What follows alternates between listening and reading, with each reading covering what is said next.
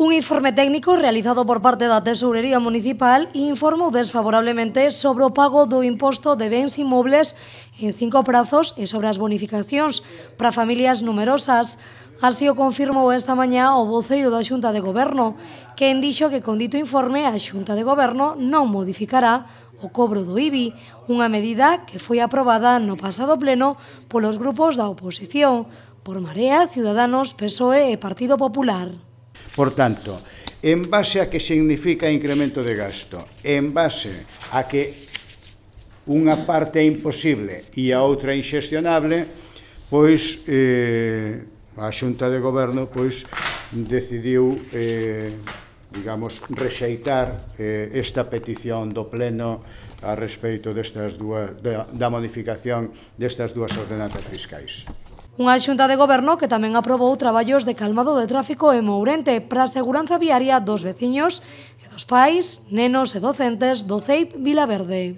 Entonces, do que se trata aí é de garantir, a ser posible, ao 99,9% a seguridade viaria dos rapaces e dos peóns que poidan, e dos pais, evidentemente, que poidan pasar por aí, non?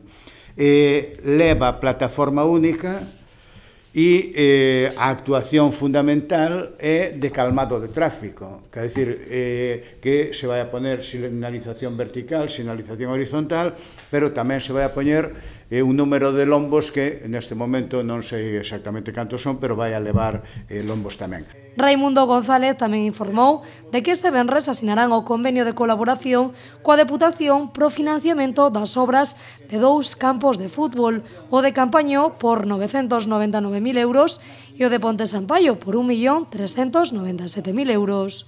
Estes convenios os que temos os concellos coa Diputación, que en todo caso nos empregamos donde consideramos oportuno.